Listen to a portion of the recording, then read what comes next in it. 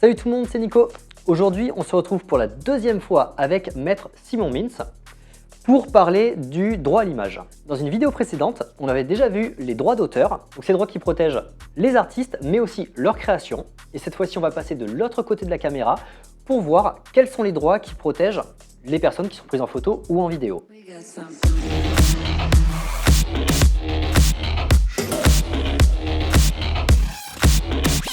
Alors, si vous n'avez pas vu la première interview, et Dieu sait que vous avez tort, je vous la mets ici en description pour que vous puissiez aller la voir. Je vais quand même laisser Maître Simon Mintz se présenter. Merci Nico de m'inviter de nouveau. Alors moi je suis avocat en droit de la propriété intellectuelle. Et concrètement, qu'est-ce que ça veut dire? En fait, moi mon boulot c'est d'assister les gens qui sont dans la création. Donc ça peut être des créations artistiques avec le droit d'auteur, ce qu'on a vu la dernière fois. Ça peut être des créations techniques avec les gens qui vont faire des brevets, des dessins et modèles. Et il y a aussi toute une partie sur l'image des personnes et notamment des créateurs. Et par exemple, je vais pouvoir assister les influenceurs, les mannequins, les artistes dans la protection de leur image. Du coup, aujourd'hui, ce qu'on va faire, c'est qu'on va débunker un peu toutes les idées reçues et les préjugés autour du droit à l'image. Voilà, parce que ce soit du côté des modèles, des photographes ou des agences, il y a pas mal de choses qui se disent, il y a pas mal de rumeurs et on ne sait jamais trop si c'est vrai ou si c'est pas vrai. Donc, on va voir ça ensemble. Donc première question, ça concerne la prise de vue en lieu public. Est-ce que j'ai le droit de faire du portrait de rue? Est-ce que j'ai le droit de faire de la photo-reportage dans la rue? Est-ce que j'ai le droit de prendre en photo des gens dans un lieu public? Alors là, il y a une distinction qui doit être opérée.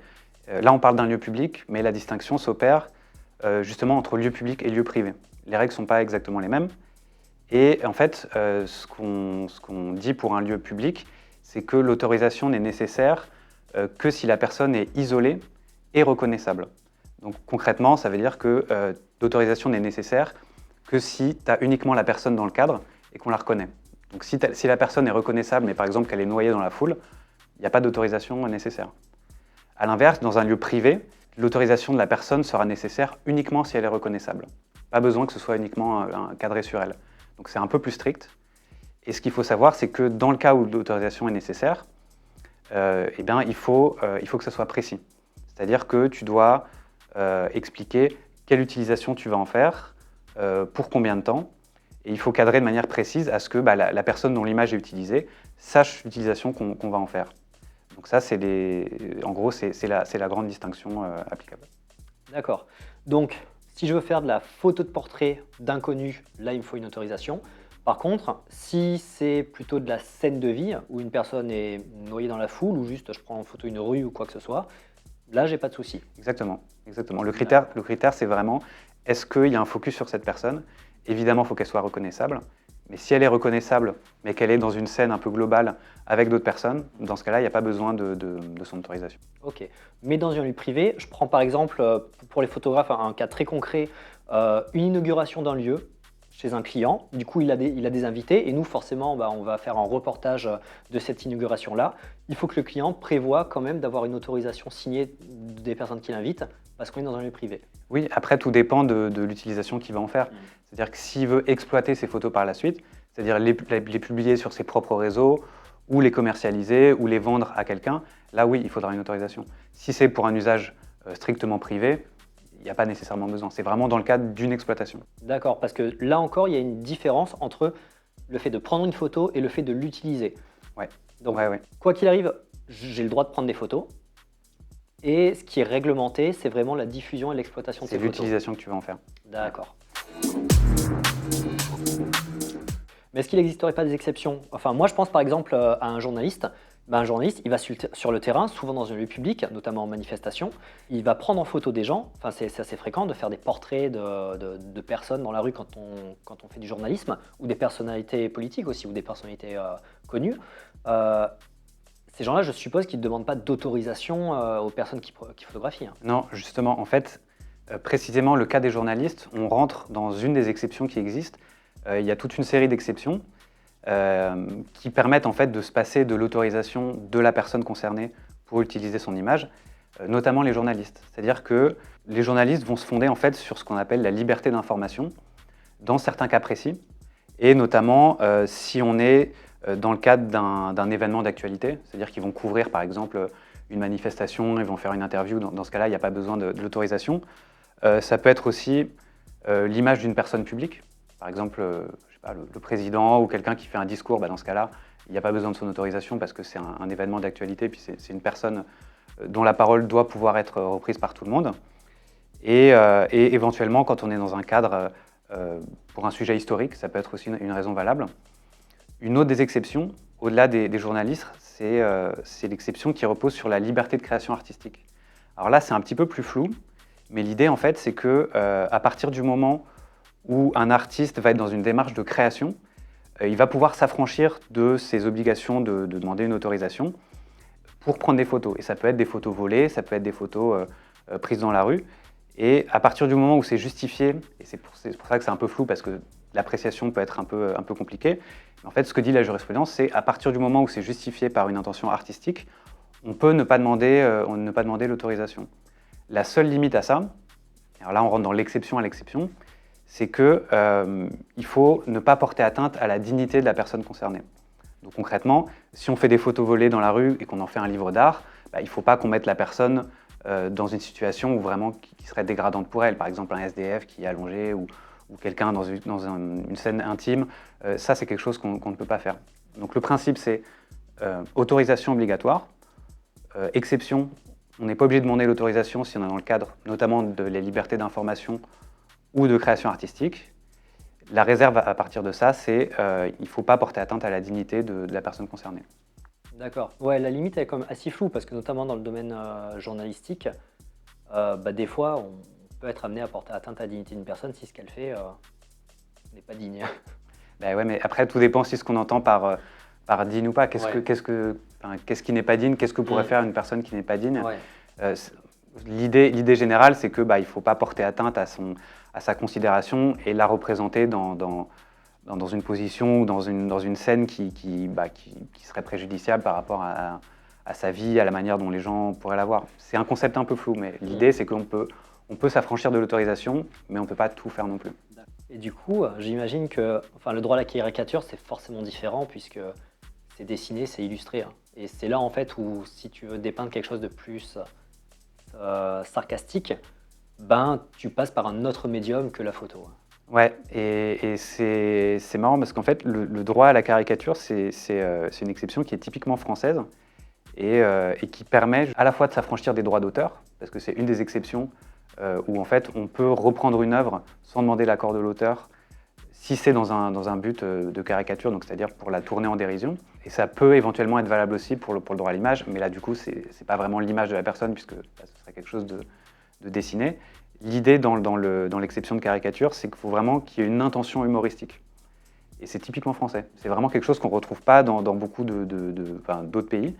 Et donc le critère, c'est l'intention humoristique. Donc à partir du moment où on essaie de tourner quelque chose en dérision, on peut s'affranchir de certains principes. Ce qui est assez cool, je trouve. Non, ce qui est assez cool, c'est vrai que je suis assez content de vivre en France pour ça. Ouais. Ok, donc là on a vu les gens en lieu public. Quid des œuvres entre guillemets ou des bâtiments qu'on pourrait prendre en photo? Parce que à Marseille, nous, il y a un bâtiment qui a beaucoup posé problème, c'était le Mucem. Quand le Mucem est sorti, c'est un musée assez classe, quoi, mais qui est soumis à droit d'auteur. Et il y a beaucoup de gens qui disent qu'on ne peut pas le prendre en photo parce qu'il est soumis à droit d'auteur. Et du coup, on n'aurait tout simplement pas le droit de faire un shooting photo devant le Mucem. Alors, pour ce qui est de l'image des bâtiments ou des sculptures qui sont dans les lieux publics, on parle à la fois du droit d'auteur sur ces bâtiments, s'ils sont suffisamment originaux, ils sont protégés par le droit d'auteur, et on parle à la fois de ce qu'on appelle le droit à l'image des biens. Donc c'est le droit de prendre des photos et de reproduire l'image de certains biens. Juridiquement, ce n'est pas exactement la même chose. Pour ce qui est de prendre des photos et de les reproduire, il y a deux principes qu'il faut combiner. Le premier, c'est la jurisprudence qui a posé ce principe. En fait, c'était l'affaire qu'on appelait l'affaire de la place des terreaux à Lyon, où en fait, tu as des photographes qui ont pris une photo de la place, qui l'ont reproduit ensuite sur des cartes postales qu'ils ont commercialisées. Et il y a les architectes qui ont aménagé la place, qui s'appellent Buren et Drevet, qui se sont plaints en fait d'une violation de leur droit d'auteur parce qu'ils avaient fait un ouvrage un peu d'architecture avec les fameuses... Alors je ne sais plus s'il y avait des colonnes ou si c'était autre chose, mais bref, il y avait un arrangement de la place. Et ce qu'a dit la Cour de cassation, c'est qu'en fait, dans ce cas-là, ils ne pouvaient pas se prévaloir de leurs droits d'auteur parce que leur aménagement n'était qu'un élément accessoire de la place. Et qu'en fait, c'était la place qui était représentée et que tant que l'élément sur lequel on invoque un droit est accessoire, on ne peut pas revendiquer son droit d'auteur. Et dans ce cas-là, on peut commercialiser par exemple des cartes postales qui vont reproduire l'ensemble tant que ce qui est reproché, c'est un élément accessoire. Le deuxième principe, et ça c'est un ajout de la loi, il me semble que c'était en 2016, c'est une nouvelle exception qui a été posée dans le Code de la propriété intellectuelle, qui dit que, en fait, il exclut de la protection par le droit d'auteur les reproductions et représentations d'œuvres architecturales et de sculptures placées en permanence sur la voie publique, réalisées par des personnes physiques, à l'exclusion de tout usage à caractère commercial. Donc ça, qu'est-ce que ça veut dire?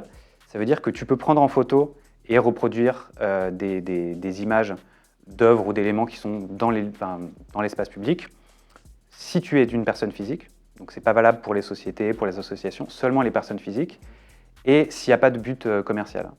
Donc il ne faut pas le faire pour se faire de l'argent. Concrètement, tu peux le faire uniquement en tant que personne physique pour le loisir ou dans un cadre privé. Donc il faut combiner les deux approches. En fait, si tu veux représenter quelque chose qui est sur la voie publique et qui est potentiellement protégé par le droit d'auteur, eh ben, soit tu le fais mais seulement à titre accessoire, ça veut dire que ce n'est pas le sujet principal de ta photo, soit tu le reproduis, mais dans ce cas-là, tu le fais juste pour ton propre compte en tant que personne physique et tu ne cherches pas à le commercialiser. D'accord. Donc pour nous, photographes qui bossons souvent pour des marques ou des entreprises, ben là, on va être obligé de faire attention de l'inclure dans une landscape par exemple ou dans autre chose. On ne peut pas dire moi, mon shooting, ça va être cette personne devant cette œuvre ou alors cette personne en regard avec cette œuvre, parce que là, ça poserait problème. Ça pose problème. Après, tu peux toujours argumenter dans un sens ou dans l'autre. L'idée, c'est qu'en fait, le focus soit, par exemple, sur le modèle que tu prends en photo et que, mettons que tu le fasses, je sais pas moi, devant la Bonne Mère, devant le Mucem, que ce soit juste un élément accessoire, c'est-à-dire que ce soit le fond de ta photo, mais que ce ne soit pas un élément principal. D'accord, donc je peux quand même m'en servir comme fond. C'est voilà, la seule chose qui est interdite, c'est faire une photo de ça et en faire le sujet principal. Et sachant que si on est sur le terrain du droit d'auteur, il faut que ce soit des éléments qui soient encore protégés par le droit d'auteur. Par exemple, le Mucem, il est récent, c'est probablement le cas. Si tu prends une photo de la Major ou de la Bonne Mère, le droit d'auteur, c'est protégé pendant toute la vie de l'auteur, plus 70 ans. Après, ça tombe dans le domaine public et n'importe qui peut reproduire. Donc, si c'est des éléments assez anciens, potentiellement, il n'y a pas de problème non plus parce que le droit d'auteur est déjà expiré. Ok, donc on a vu les gens dans l'espace public, on a vu les objets dans l'espace public. Maintenant, cas un peu touchy, les mineurs. Est-ce qu'on peut prendre en photo des mineurs et si oui, quel est le cadre légal pour être le plus protégé possible? Le principe, c'est que tu peux prendre des photos des enfants, mais si les enfants sont mineurs, il faut l'accord des parents. En fait, il faut l'accord de la personne qui a l'autorité parentale. Donc si les deux parents ont l'autorité parentale conjointement, il faudra l'accord des deux parents. S'il y a un seul des deux parents qui a l'autorité parentale, il faudra l'accord uniquement de cette personne. Il faut faire quand même assez attention parce que les sanctions peuvent être lourdes. Là, on parle de, quand même, si c'est pas respecté, éventuellement 45 000 € d'amende et 1 an de prison. Évidemment, c'est des maximums.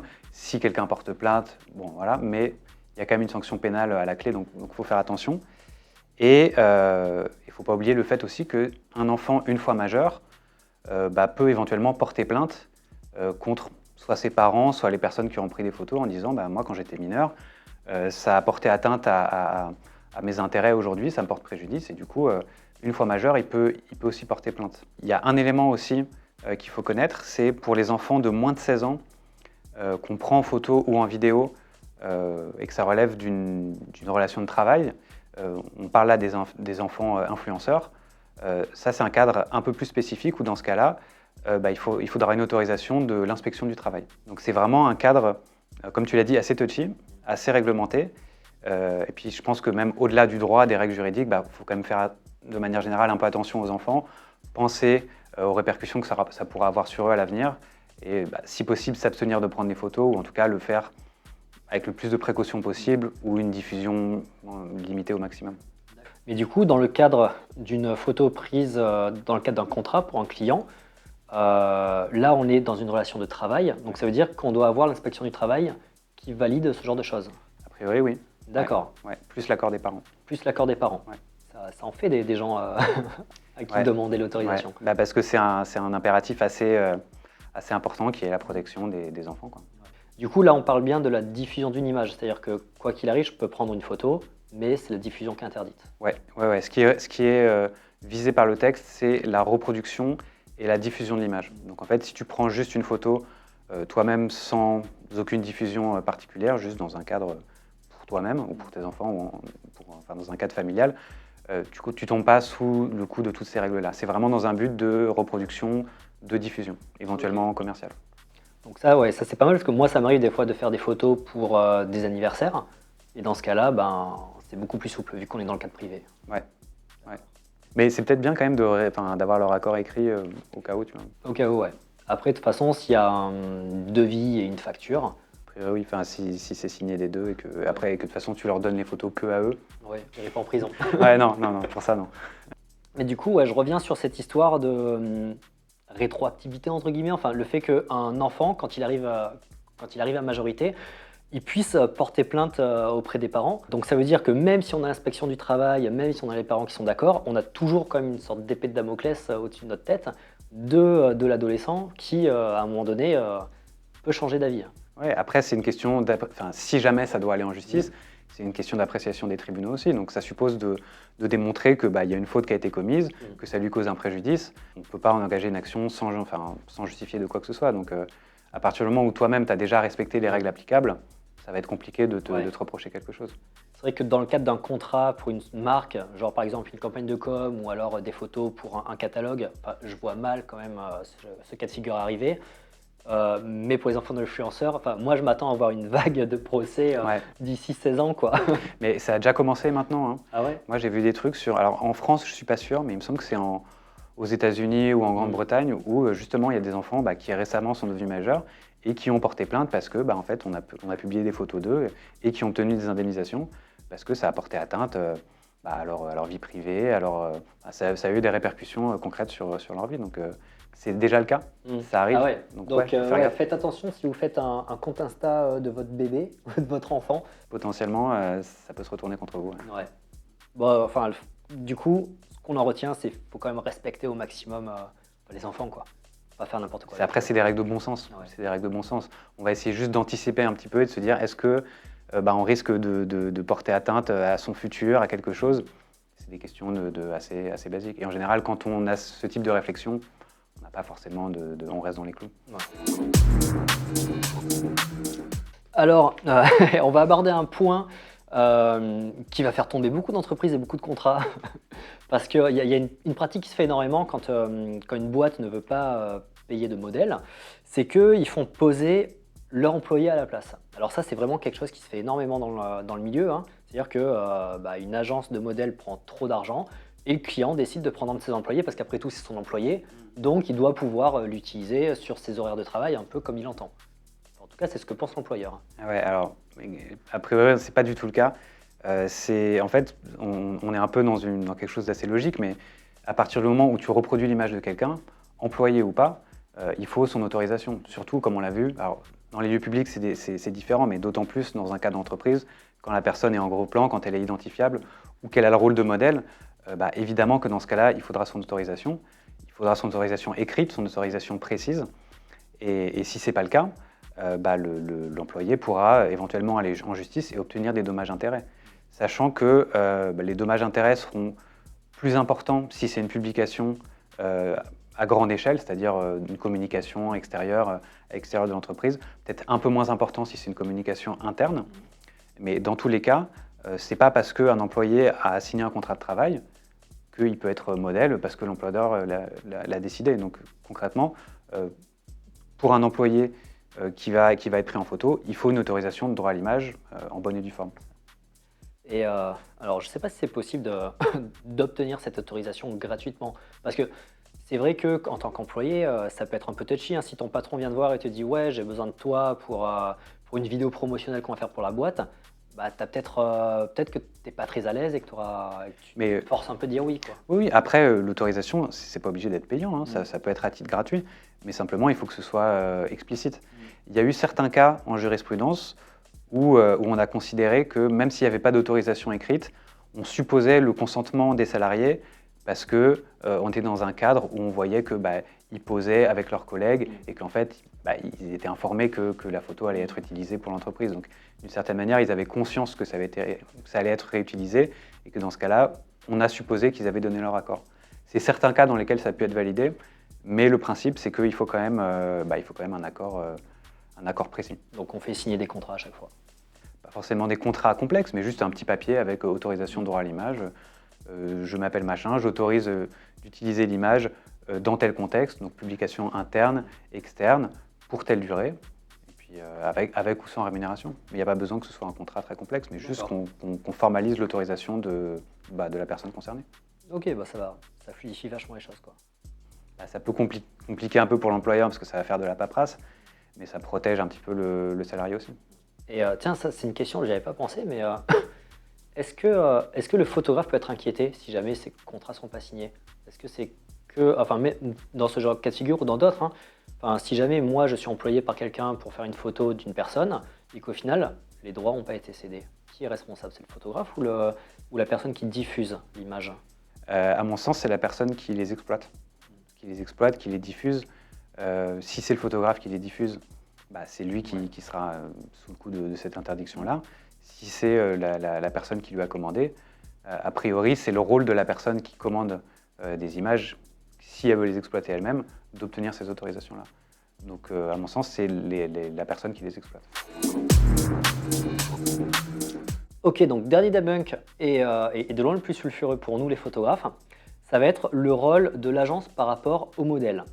Alors, il faut savoir que ce qui se dit, c'est que les modèles ne peuvent pas être auto-entrepreneurs, elles ne peuvent pas être indépendantes, qu'on est obligé de passer par des agences pour shooter avec elles, ou eux d'ailleurs, hein, pour shooter avec des modèles. Et ce qui avant avait un sens, hein, parce que avant Internet, les réseaux sociaux, Instagram et tout ça, passer par une agence c'était normal parce que les agences avaient des catalogues, on pouvait choisir les modèles sur catalogue et ensuite on shootait et c'est eux qui géraient tout l'aspect rémunération.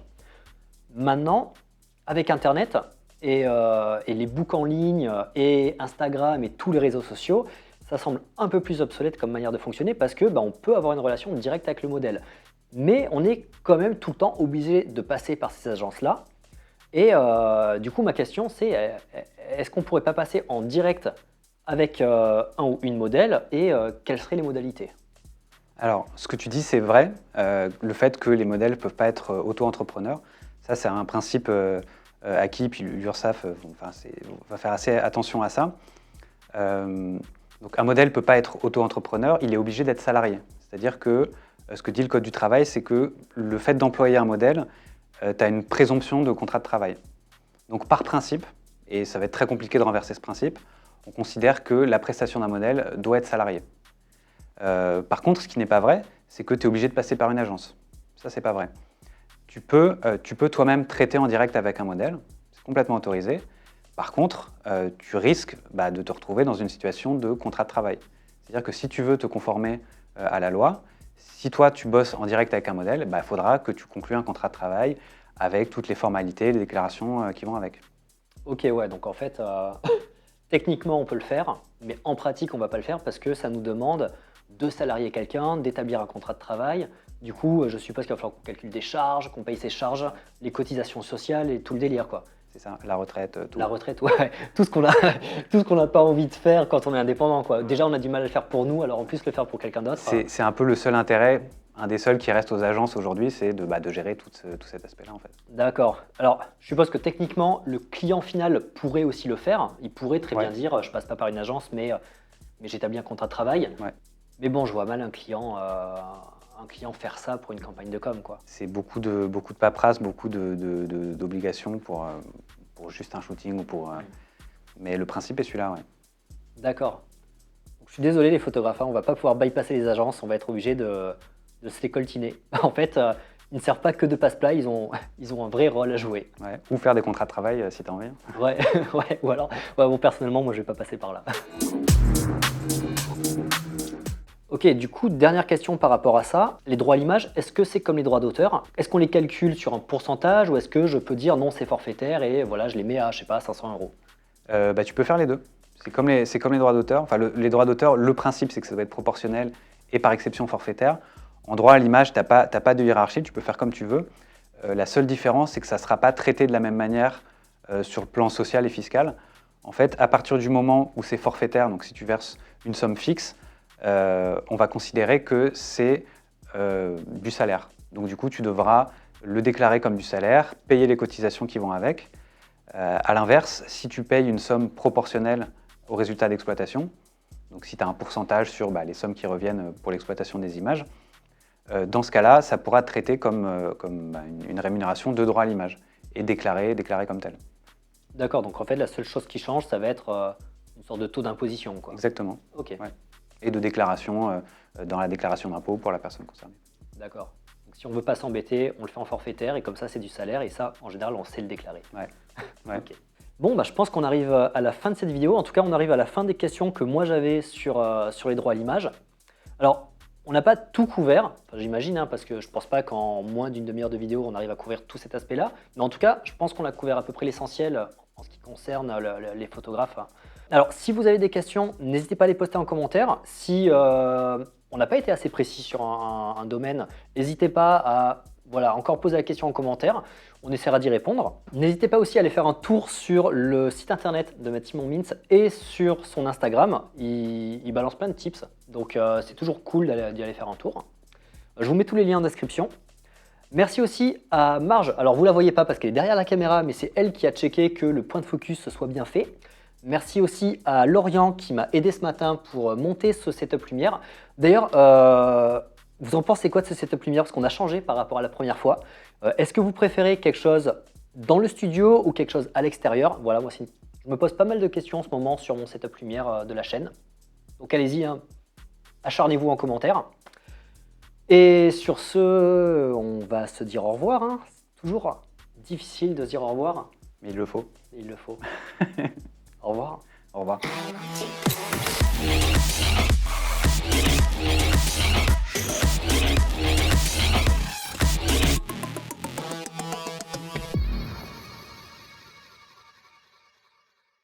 Au revoir. Au revoir. Générique. Magnifique. C'est beau. Ok, on l'a fait. Un cut.